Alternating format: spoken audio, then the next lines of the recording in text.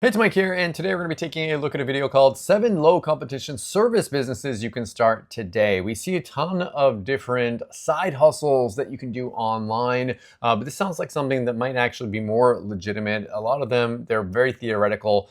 I'm thinking this one's going to be good. He's got over 200,000 views on this video, a ton of likes. I'm going to give him a like as well. If you guys can like my video, it really helps out with my YouTube channel and I appreciate it. And hit that subscribe button and bell notification. Let's jump in and see if Johnny and Sergio are sharing good stuff or if it's just theoretical. Are you looking for your next cash flowing business to start? Well, my name is Johnny Robinson, and I spent the last 7 years of my life in the home service space, building home service businesses. I built a window cleaning business up to about $1.3 million in sales. I then built a house cleaning business for my mom that now generates $30,000 a month.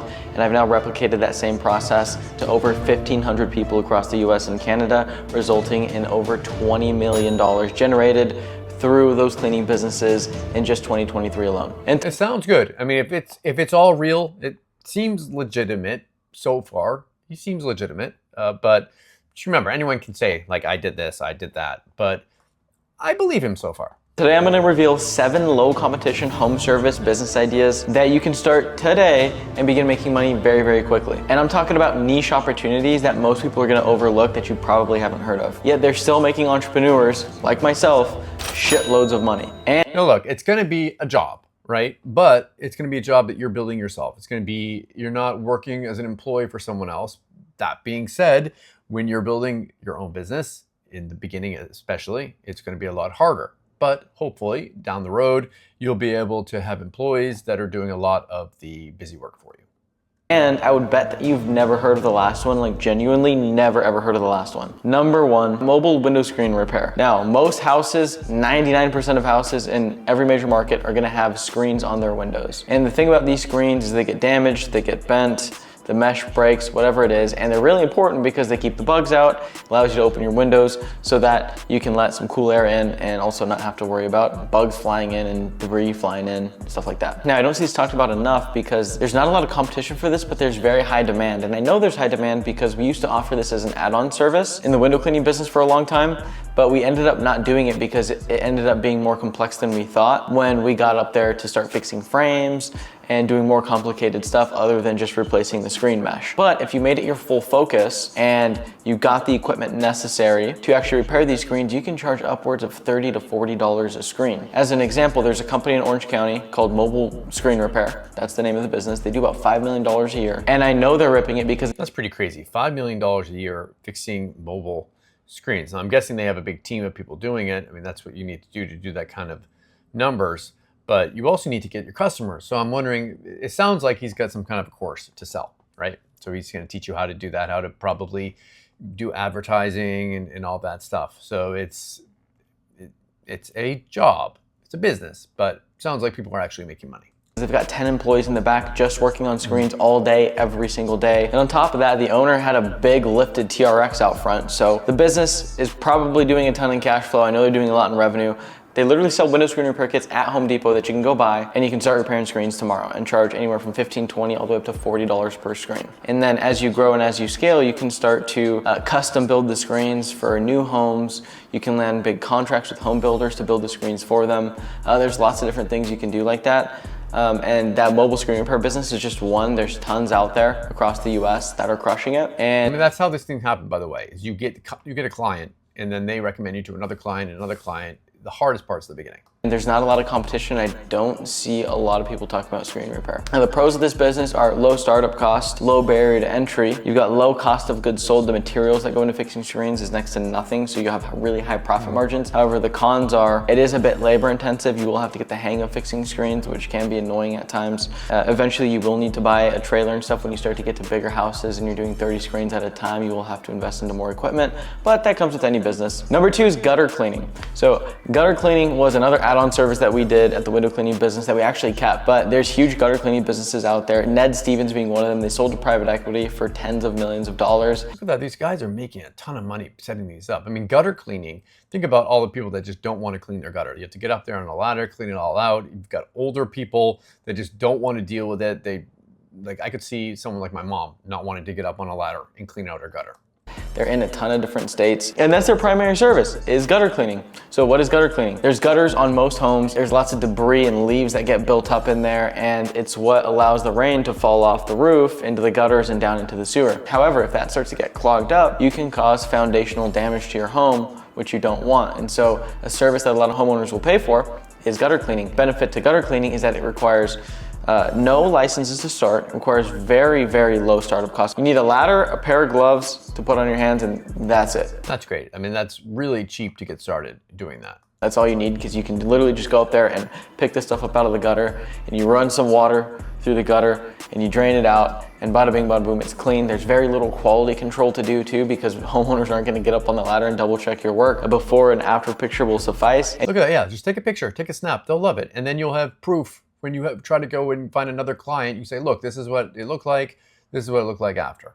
I mean, it's such a great testimonial one. Then take a quick video of the customer, ask, say, do you mind making a little video testimonial for me? And you've got stuff to put on a website. And you can charge up to $3, $4 a foot. That's what we used to charge. And for bigger homes, I mean, there would be gutter jobs we would do that were $500, $600 alone. So you can get really, really high ticket. Pros to this are that, again, really low startup cost. No licenses required to actually go out and sell gutter cleaning services. However, you will need ladders, meaning there is a risk of getting on roofs and falling off a roof. So you want to be you're going to be careful. Make sure you've got your insurance in case you fall down. Careful when you start to hire employees in this business. Your worker comp rates will be a lot higher than most industries, because you're going to have people getting on ladders and doing work on top of roofs. So you want to make sure that you really be careful and you take the proper safety precautions if you're going to get into this business. Number 3, we've got dryer vent cleaning. Now, what is dryer vent cleaning? It is what it sounds like. It's going and cleaning those dryer vents behind your dryer. Why? Because they can get clogged up, they can get filled with lint, and if they're not taken care of, it can cause a fire hazard and be really risky. I have no idea even how to clean that. Like, you got to open that up and clean it up. And if I have no idea, a lot of people don't. Benefit to this business is that, again, you need next to nothing to start this. You've got very little sophisticated competition, and you can scale this to be a big, big business. An example of a big business in the space is Dryer Vent Wizard. Now, they're a franchise owned by a company called Neighborly. They do tens of millions of dollars a year. I love how he's giving the examples of big companies doing it. And just because there's other people doing it doesn't mean that you can't do it. There can be a McDonald's and a Burger King and a Wendy's and an Arby's all on the same strip. Everyone's gonna want a different service. I mean, some people, they're gonna prefer you being a little bit more personalized than these bigger companies. So you always will have an advantage, at least until you get big. Maybe even hundreds off of just cleaning dryer vents. And all you need to clean the dryer vents is a screwdriver so you can disconnect the dryer vent from the wall, a brush to stick it in there and brush it out, and a vacuum to vacuum up all the lint so it's all nice and clear. You can charge anywhere from $80 to $350. When something's clogged, let's say, that increases the cost, but normal cleaning start $80 to $100, sometimes up to $200. Again, I really like this business because I don't see enough people talk about it. It's very niche, but it's also very needed because every apartment, every house, every building has dryers. So you can bundle up a lot of these services too, by the way. You could say, I'll come and do your do this service. I'll put up screens. I'll do your gutter. I'll clean this and that, and have a big bulk rate for it. And I mean, you can make yourself stand out from others by putting it all together like that. The demand for customers will always be there as long as you can just figure out the staffing component as you grow and as you scale this company. You'll be golden and you'll crush it and you'll build a very big business. It's not the most sexy business, it's actually very boring, probably the most boring one on this list, but I'm a big fan of it and I don't see enough people starting these companies. The pros to this, again, similar to the ones I've already talked about, very little startup cost, but again, there's kind of a give and take with that. Because there's low startup cost, that means there's not a lot of barrier to entry, meaning you can create a lot of competition that way. But as long as you do the good fundamentals of following up with your customers, having a nice website where you can book online, and you're getting reviews in your local area, you'll crush pretty much anyone that ever tries to come into this business. Number 4 is house cleaning. This is my favorite business on the list. Why? Because I've done it time and time again and I know it works, right? There's buildings everywhere, they get dirty over and over again, they need to be cleaned all the time. You don't actually have to do the cleaning yourself because you can hire contractors instead of employees who already have the training, already have the equipment, already have the vehicles, who pay for their own gas to go out and do the work, and all you have to do is the sales and the marketing. Okay, so you pretty much you charge a price and you take the price in the middle. So if you're charging 100 and you're paying someone 50, you take the money in the middle. Makes sense. Talk about it a ton on this channel. You need about $300 to start between your booking software, your phone software, and your insurance, and that's about it. I've seen these businesses The insurance, that's an interesting thing. Like if you're having people go in there and doing that, what if they go in, they break something? Who's going to be liable? Sell for as much as over $50 million, so low cost to start, very, very high ceiling of how big you can take it, but just know when you get to that scale, you're gonna have to be very good at ops and very good at recruiting and managing talent, specifically house cleaners, which is very difficult at scale. Not really hard to do at the beginning when you have 3 to 5 cleaners on your team generating $20,000, $30,000 a month. I particularly love this business because of the recurring component. If you do a good job. Yeah, a lot of people will come wanting you back again. How many people want to have their house cleaned? I mean, it's one of the most annoying things that you have to do, and you need to do it all the time. Hire good cleaners and you do a good job with your marketing, well then you'll walk into the next month with more revenue as long as you do a good job, because guess what? Those houses get dirty over and over, and so people like to book for weekly, bi-weekly, monthly cleans. And you can differentiate yourself very easily too, because there's lots of different customers you can go after. You have your normal residential customers, you've got your commercial customers, your schools, and your facilities that need commercial cleans. And then you've got Airbnbs and short-term rentals, which are turning over all the time and switching. Yeah, Airbnbs, if you live in this area where people are renting those out all the time, that's a huge business. Hands a lot, so every time that happens, a cleaner needs to come in because the property owner isn't doing that. They're hiring cleaning companies to do that. Yep. So you can get short-term rental customers and you can have turnovers all the time that feeds you tons and tons of revenue. You've also got construction cleanups. Whenever there's new buildings being built, they need to be cleaned after because of all the construction debris and all those different contractors that are working on a job. So you can charge $2,000, $3,000, sometimes up to $4,000 or $5,000 for these big construction cleanup jobs.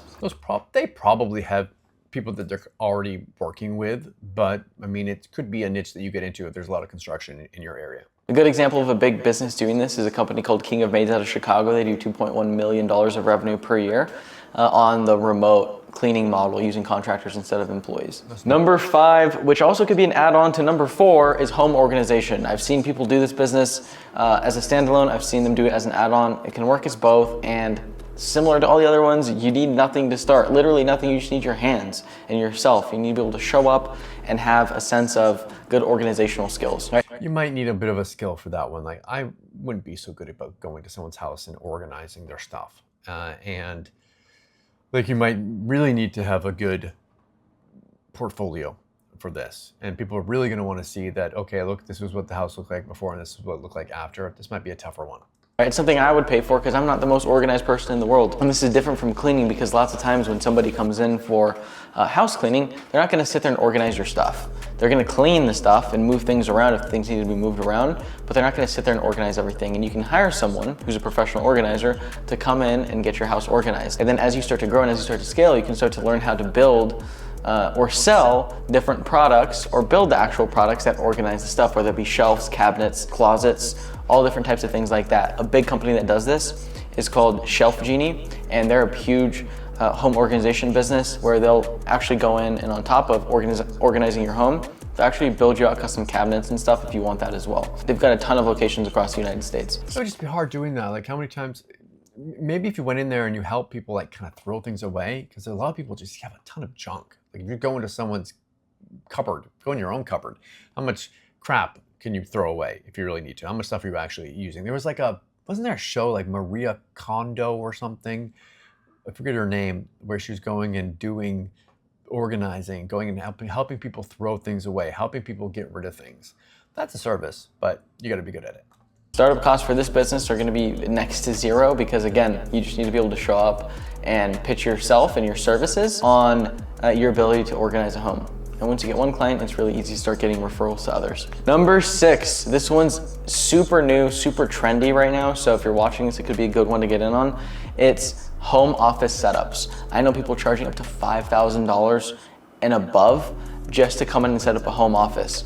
With the rising trend of remote work and more and more people continuing to transition to remote and working from home, since COVID, more and more people want these nice setups because they're getting on meetings all day, they're leading meetings out, and they want to look good on their cameras. And lots of people don't know the technology or what lighting fits best in their home, let alone the time it takes to actually go out and buy all the products, set it all up, make sure the wiring's all organized. There's actually a lot that goes into it. It's actually that could be a neat one to do, especially with like backgrounds and lighting. Like if you've got people that have these nice spaces and they want to have it look really nice, but they don't know how to do it. If you learned how to do that, I mean, you'd have to learn how to do it. You have to learn how to do lighting, you have to learn how to do backgrounds, but I mean, you could kind of figure it out. There's tons of videos on YouTube where you can learn how to do it.